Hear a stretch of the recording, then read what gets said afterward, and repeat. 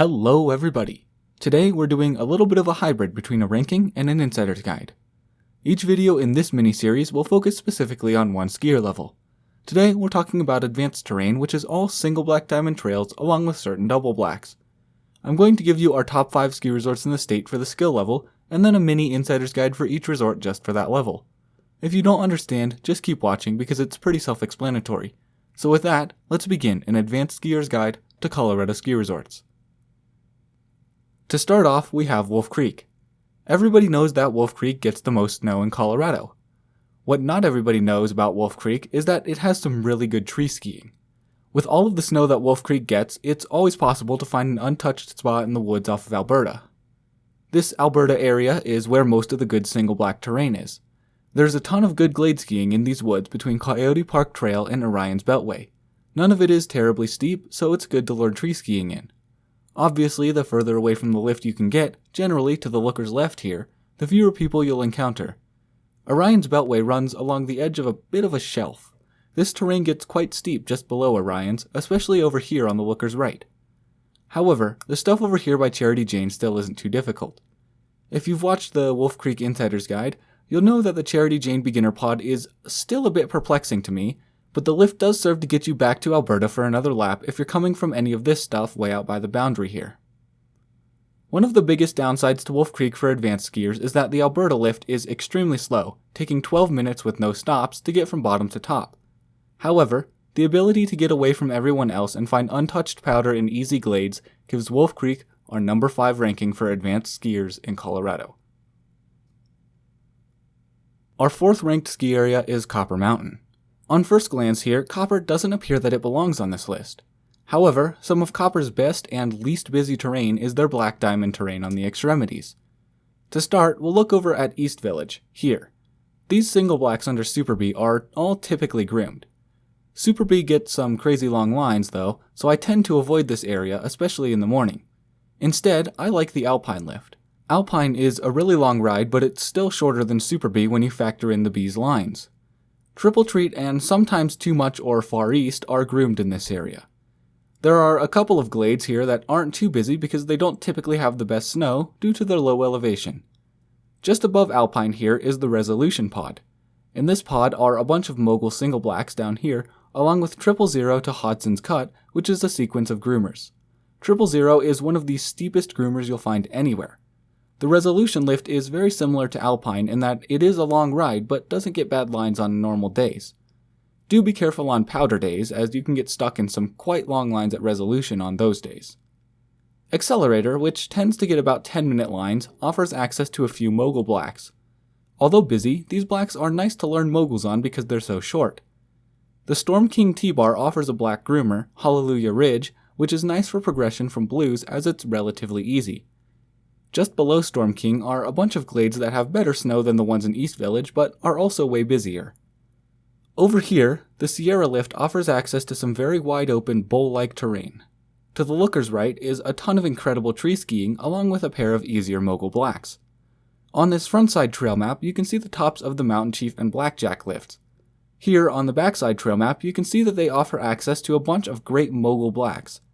Because they're on the backside, neither lift tends to get too busy, but of the two, Blackjack is typically busier.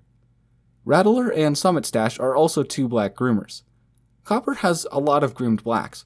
Some people don't like that, but for us, that's enough to earn the number 4 spot. Next, we have Winter Park. The Mary Jane territory is infamous for its endless bump runs, which is part of the moniker No Pain, No Jane.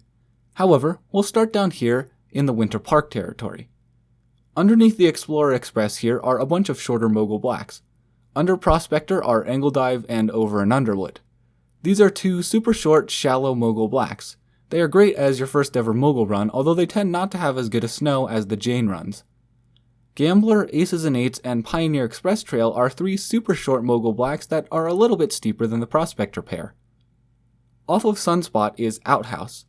Outhouse is one of the steepest blacks at Winter Park and has no escape to any easier runs.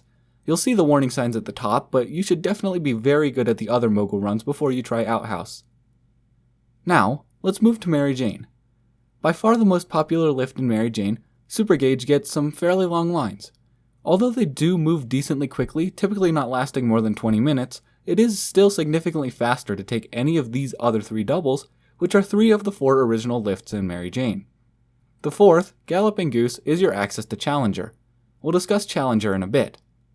Pony Express is the shortest, with a very manageable 7-minute ride.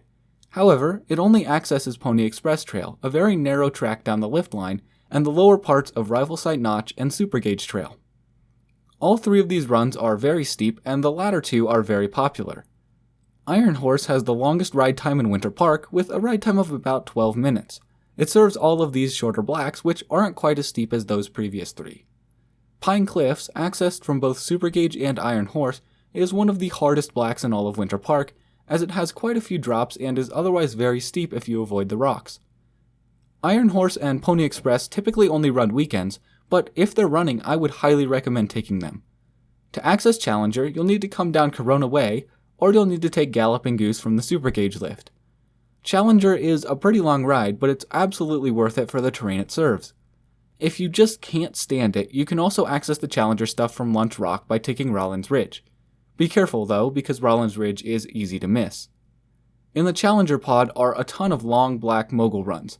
I would recommend heading to all the stuff to the looker's left of Derailer, as all the people who don't want to commit, aka the people who shouldn't be in the Challenger pod, go to Phantom Bridge and Little 10. Trestle, accessed from the Sunnyside pod, is arguably the most famous of the black mogul runs in Mary Jane. It is long, but not terribly steep. On the skiers right here are the Trestle Trees, a super steep informal glade area that is super popular when the cliffs up here aren't open. Winter Park also has the Eaglewind territory, which is primarily black glade skiing. Thunderbird is more of a traditional mogul run, but all the rest is some relatively steep tree skiing. Between those glades and the never-ending numbers of black mogul trails, Winter Park earns itself number 3 on the list. In second is Steamboat, which, similarly to Wolf Creek, specializes in tree skiing. Contrary to Wolf Creek, however, Steamboat has a little bit of everything else as well. Down in the Thunderhead area, See Me, All Out, and Valley View are typically groomed, while these Thunderhead blacks are your traditional mogul blacks. At the end of the day, I would highly recommend taking Valley View and Lower Valley View. They'll be busy and icy, but trust me, they're still not as bad as Heavenly Days and all of the green runouts under Wild Blue.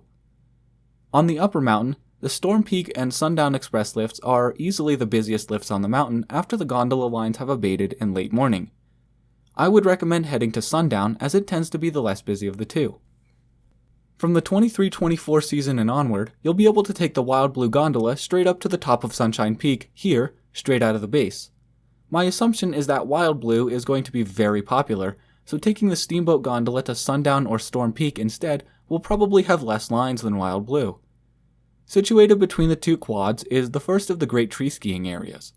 While the runs are steep, the trees are thinned pretty well in the center of runs such as Closets and Shadows. These few blacks in the Sundown pod often have moguls but are sometimes groomed. In between Koosa's Cruise and 3 o'clock are the 3 o'clock trees, which are a popular area where the trees are a bit more dense. Twilight is one of my favorite tree runs with dense aspens. Rolex and Westside are typically both groomed. Over on the Storm Peak side, 4 Points offers a lot of traditional mogul blacks. Cyclone and Dropout are typically groomed and, as they're super wide, are some of the better first blacks you can do after getting comfortable with blues. If you're coming down the valley in here and you see a big line at Storm Peak, it's not the worst idea to take 4 Points to Cyclone to bar UE to get up top. Storm Peak North and South are these super wide open, often groomed blacks.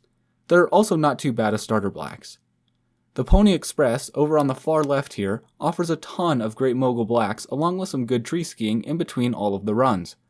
Pony seems to never get busy, so it can be nice to buy the time while you wait for the lines at Storm Peak and Sundown to relent a bit. Morningside, on the back of Sunshine Peak here, offers some more great tree skiing. However, the most common rookie mistake I see at Morningside is heading straight there on a powder day. Do not, I will repeat, do not head to Morningside in the morning, especially on a powder day, unless you want to get stuck waiting for the only lift out for an hour or more. The incredible tree skiing being balanced out with the groomers and mogul runs gives Steamboat our number 2 ranking. And now, the one I know you've all been waiting for, Vail. Vail doesn't have too much on the front side, with only a few mogul runs in the Highline and Northwoods pod, and a few others scattered around the mountain. Let's skip over those and get to the area you all know, the back bowls. On the backside of Vail here are thousands of acres of open bowl terrain. These bowls are legendary on powder days for both the skiing and their lines. There's not a ton for me to say about the bowls individually, as for the most part they're just open space for you to do whatever you want. However, there is a lot to know about avoiding crowds and such. The Sundown Bowl, way on the looker's left here, offers a few drops here and there. There's a bit of a run out at the bottom there, so keep up some speed. Shouldn't be a problem for most of you. With this brand new Sundown Express, not only have lines been alleviated at the base here, but it's way easier to lap the Sundown Bowl, requiring only that one lift. On the other side, in the Sunup Bowl, these two runs, Chicken Yard and Après Vous, get super steep at the bottom.